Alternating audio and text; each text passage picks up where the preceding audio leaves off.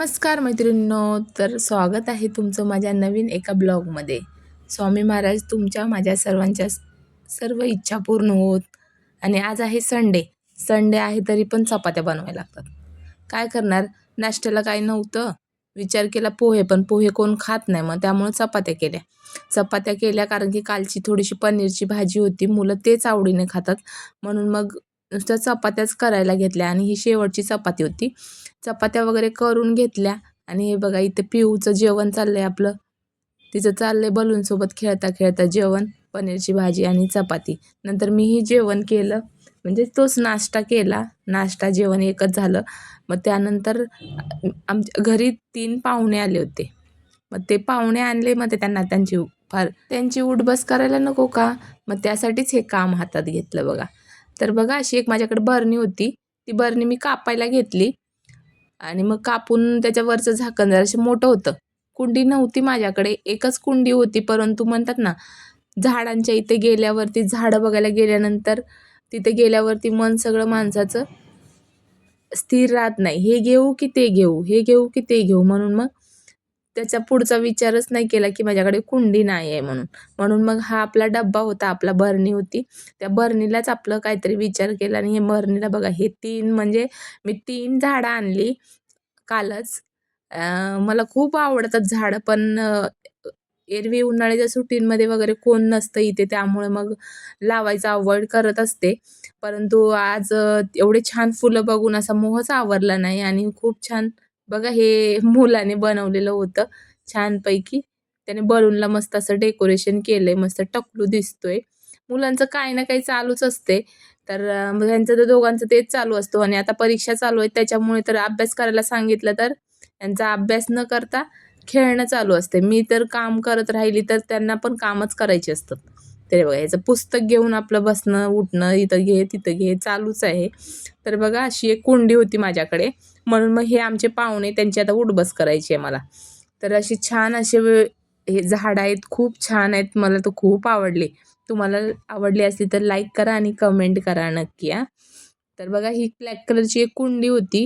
त्या कुंडीमध्ये मी हे जास्वंदाचं नाही लावलं, मोगऱ्याचं जे झाड होते ना, ते लावून घेतलं. आणि या कुंडीमध्ये पहिलीच माती भरून होती, ती ओलसर होती, म्हणून मग एका चाकूच्या मदतीने काढून घेतली.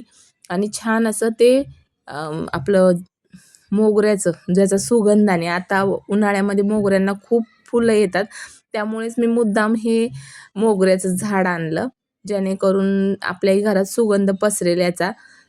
तर बघा असं छान आहे हे मोगऱ्याचं झाड. आता ह्याला याची पिशवीच आहे बघा, किती सुंदर कळ्या पण आल्या आहेत त्याला.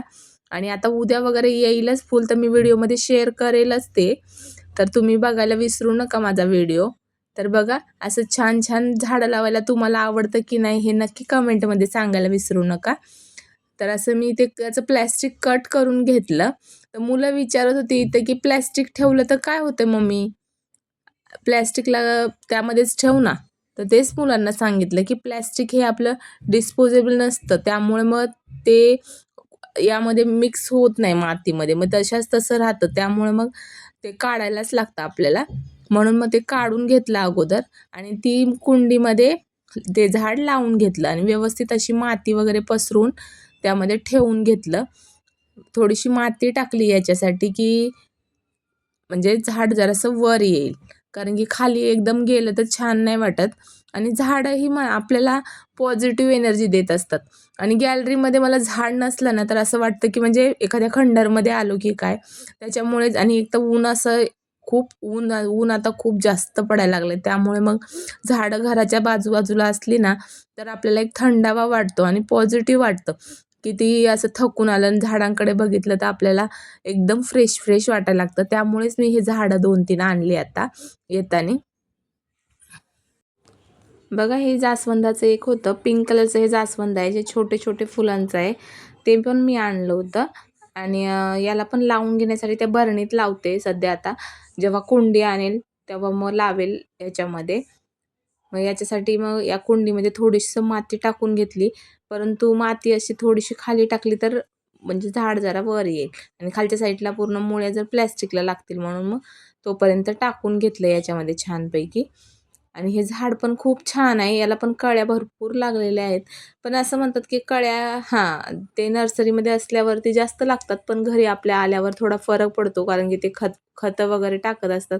आणि इथे हसणं चालू होतं की मुलगी फोनवर बोलत होती तिच्या बाबांसोबत आणि तिचं चाललं होतं की "हां, मला पेपर बरा गेलाय." म्हणून मग आम्ही हसत होतो की हिला पेपर बरा गेलाय, म्हणून मग हसणं चालू होतं. बघा अशी जास्वंदाची छान कळी आहे याला. तर बघा सुंदर दिसतंय आणि हिरवंगार आहे एकदम आणि हे तर खूप छान आहे. हे तर झाड मला एवढं आवडतं ना. पूर्वी पण माझ्याकडे हे झाडं होतं, पण काही कारणामुळं आम्ही गावी वगैरे गेल्यावरती पाणी टाकायला कोण नसतं. मग एखाद्या वेळेस सुकून जातं झाड, जर कोण नसेल तर. म्हणून मग बघा असं झाड माझ्याकडचं सुकून गेलं होतं, म्हणून मी परत आणलं. आणि हे जे गुलाबाचं झाड आहे ना, ते माझं पूर्वीचंच आहे, जे की पिंक कलरच्या गुलाबाचं आहे, चिनी गुलाबाचं. परंतु हे पण खूप मोठं झालंय. त्यामुळं याच्या कळ्या काय माहिती उन्हाने की काय, काय माहिती गळतच होत्या. म्हणून मग विचार केला की याला थोडीशी कटिंग करून टाकूया, जेणेकरून याची वाढ खूप जास्त झाली आहे, तर त्याला मग कमी करूया आणि जे वरचे फांटे निघतील ना, ते दुसऱ्या कुंडीमध्ये लावते. मग त्यासाठी मी कटिंग करायला घेतली आणि छानपैकी कटिंग करून मुद्दाम आणि असं होतं की म्हणजे हे कापू की नाही, कापू की नाही? त्याच्यामुळेच माणसाला बोलतात ना, झाड कितीही मोठं असो, पण हिरवं असलं ना, तर त्याला कट करायला माणसाचं मनच होत नाही. आणि माझं पण तसंच झालं होतं. पण मुलं इथून सांगत होती, की "कट कर मम्मी, तिथून कट कर, इथून कट कर." तर असे छान-छान जिथे बघत होती, की कळ्या वगैरे आहेत का, तर त्या कळ्या नसतील तिथे कट करत होती मी, जे की नंतर तिथून छान पालवी फुटेल. तर त्यामुळे मग मुलाचा अभ्यास पण चालू होता, तर त्याला पण सांगणं चालू होतं. आणि छान अशी ही काठी बघा तोडली होती. तर ह्याचं तुम्ही पण असं लावता का हे मला नक्की सांगा. बघा असं मग असे छान ह्या बरणीमध्येच लावून बघितलंय. जर आलं तर ठीक आहे, नाहीतर मग बघू आपण. म्हणून मग एक जस्ट ट्राय म्हणून लावते. पण बऱ्यापैकी येतात ही झाडं, कारण की गुलाब हे परत-परत येत असतं. मग सगळं करून घेतल्यावरती मी इथली फरशी पुसून घेतली छान. कारण की पूर्ण माती वगैरे पडली होती आणि सगळं मग पुसून घेतलं.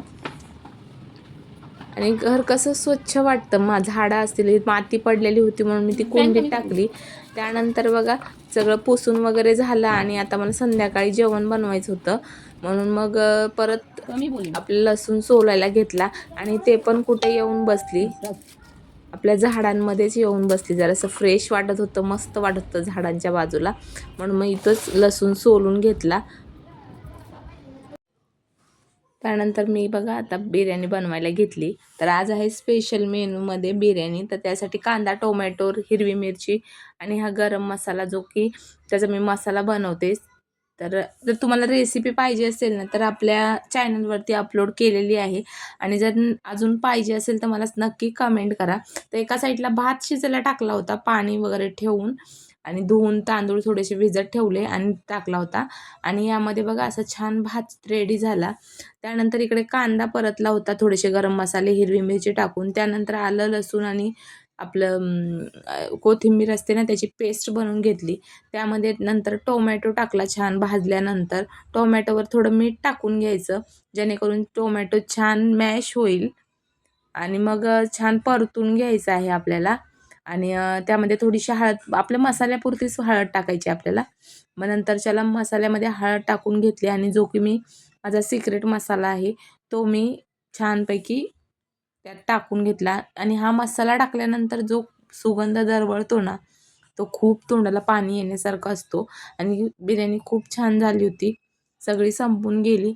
त्यानंतर बघा जो मी अद्रक, लसूण पेस्ट, नंतर हळद, मीठ आणि थोडीसं लाल तिखट आणि आपला जो मसाला, सिक्रेट मसाला आहे, तो टाकून हे चिकन मॅरिनेट करायला ठेवलं होतं.